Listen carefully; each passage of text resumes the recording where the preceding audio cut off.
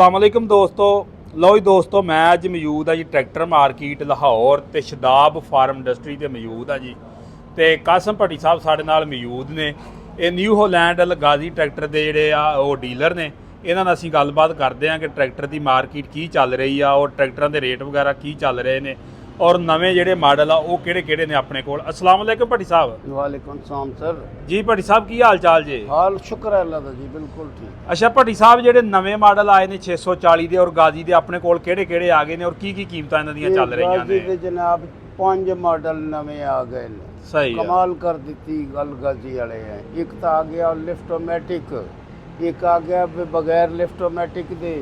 उस बगैर वाले दे नाल सिर्फ वो कंप्लीट सैट नहीं, लिफ्टोमैटिक जिहड़ा मौजूदा आ गया इटली तो पूरा शिप ही आ गया जहाज भर के। बहरी जहाज से आया, कोई एवं कि ट्रक बस से नहीं आया ते ना हवाई जहाज से। इन्हें कुछ 200-400 ट्रैक्टर की पहली खेप मंगवा ली है।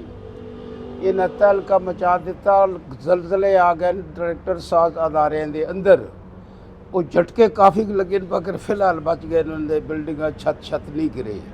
अन करीब दूसरा जो झटका आ गया, ट्रैक्टर बन के आ गए खुले वाफर मकदार च। उस वेले लग पता जाना भी की भाव विक रहा है।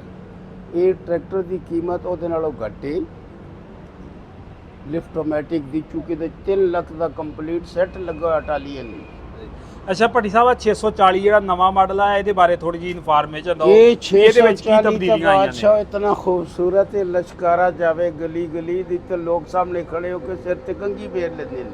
इतना खूबसूरत कलर है, डिजाइन है, रंग है। और अपने जोड़े इंजीनियर ने इतने मिस्टर कलाडियो साहब, उस बंदे का पसीना उन्होंने उत्थे यूरोप तो नहीं आता, इतने उसका पसीना निकल रहा तो खूबसूरत निखार च आ गया।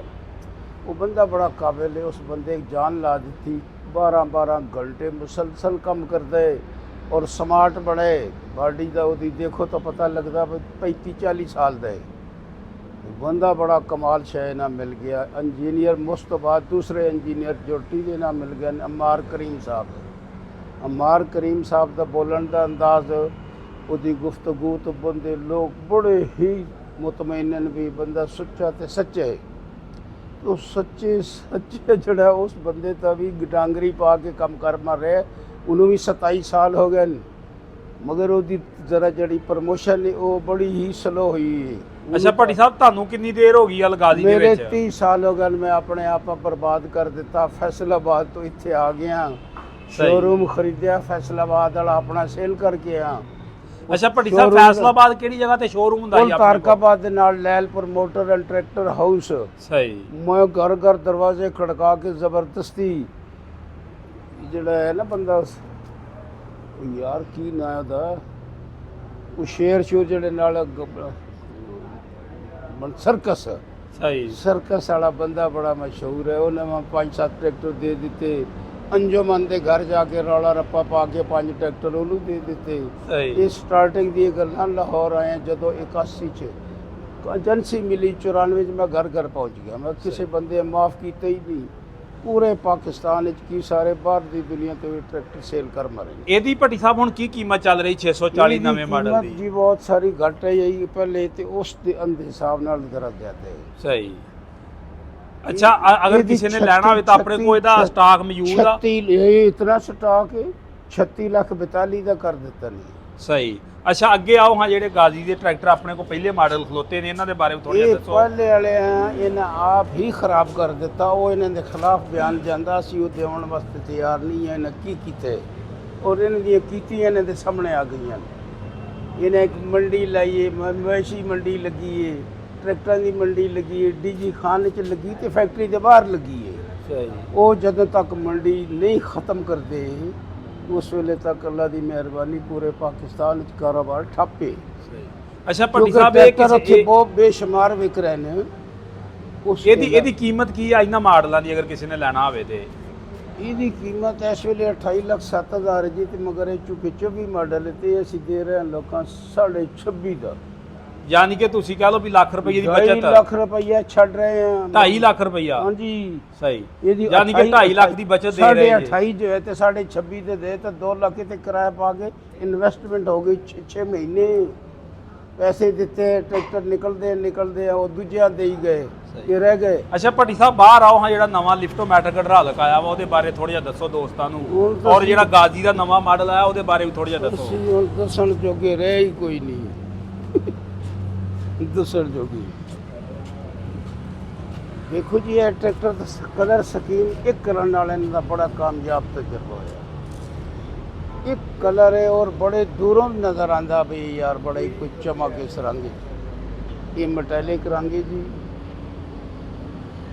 ਬੜਾ ਹੀ ਕਮਾਲ ਹੈ। ਤੇ ਵੇਖੋ ਅਸਾਂ ਇਸ਼ਤਿਹਾਰ ਬੜੇ ਬਣਾਏ ਨੇ, ਵੇਖੋ ਖੁਸ਼ ਆਮਦੇਦ। ਅੱਛਾ ਭੱਟੀ ਸਾਹਿਬ ਇਹ ਨਵੇਂ ਮਾਡਲ ਗਾਜ਼ੀ ਦੀ ਕਿੰਨੀ ਕੀਮਤ ਆ? ਜਿਹੜਾ 25 ਮਾਡਲ ਆਇਆ ਨਵਾਂ ਹੁਣ ਇਹਦੀ 28 ਲੱਖ ਸੱਤ ਜੀ। ਸਹੀ। ਅੱਛਾ ਭੱਟੀ ਸਾਹਿਬ ਇਹਦੇ ਵਿੱਚ ਵੀ ਇਹ ਵੈਸੇ ਇਹਨਾਂ ਕੀਮਤ ਘੱਟ ਕੀਤੀ ਹੈ। ਪਹਿਲੇ ਇਸ ਟਰੈਕਟਰ ਦੀ ਕੀਮਤ ਸੀ 27 ਲੱਖ 39 ਸਾਦੇ ਦੀ, ਤੇ ਹੁਣ ਇਸ ਖੂਬਸੂਰਤੀ ਨਾਲ 28 ਲੱਖ ਸਾਦੇ। ਮਾਡਲ ਵੀ 25।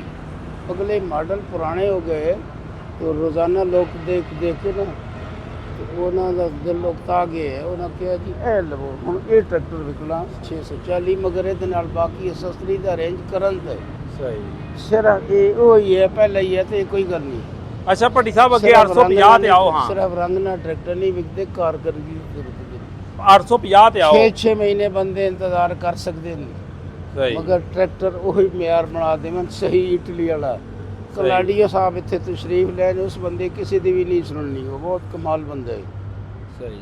ਉਹਦਾ ਕਿਸੇ ਨਾਲ 850 ਤੇ ਚੱਲੀਏ ਭੱਟੀ ਸਾਹਿਬ, ਜਿਹੜਾ 850 ਜਿਹੜਾ ਸਾਦਾ ਵਾ ਲਿਫਟੋਮੈਟਿਕ ਤੋਂ ਬਗੈਰ ਆ, ਇਹਦੇ ਬਾਰੇ ਥੋੜਾ ਜਿਹਾ ਦੱਸੋ ਵੀ ਇਹਦੀ ਕੀ ਕੀਮਤ ਆ? ਕੋਈ ਤਕਲੀਫ ਨਹੀਂ ਤੇ ਉਸ ਤੋਂ ਵੀ ਚੰਗਾ ਹੈ ਟਰੈਕਟਰ, ਸਿਰਫ ਲਿਫਟੋਮੈਟਿਕ ਦੀ ਕਮੀ ਹੈ। ਸਹੀ। ਉਹਦੀ ਕੀਮਤ ਇਹਦੀ ਸ਼ਾਮਿਲ ਨਹੀਂ ਹੈ। ਇਹਦੀ ਕਿੰਨੀ ਕੀਮਤ ਆ ਇਸ ਵਕਤ? ਇਹਦੀ ਕੀਮਤ ਹੈ ਜੀ 37 ਲੱਖ 76000।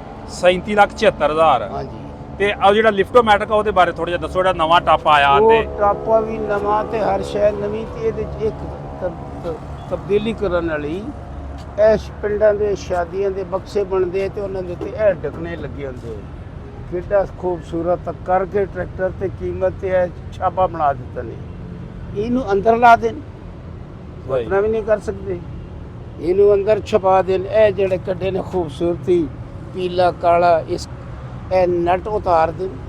ਇਹ ਵੀ ਆਬਜੈਕਸ਼ਨ ਹੈ ਲੋਕਾਂ ਦਾ, ਮੇਰਾ ਨਹੀਂ। ਉਹ ਵੀ ਬੰਦੇ ਕਰ ਗਏ ਨੇ, ਉਹਨਾਂ ਆਖਿਆ ਕੀ ਗੰਦ ਪਾਇਆ ਨਹੀਂ। ਇਹ ਸੰਦੂਕ ਜਹਾਜ਼ ਵਾਲੇ ਤੇ ਇਹ ਬੜੀ ਡਿਜ਼ਾਈਨ ਸਹੀ ਪਿੰਡਾਂ 'ਚ। ਅੱਗੇ ਆਓ ਲਿਫਟੋਮੈਟਿਕ ਤੇ ਚਲੀਏ।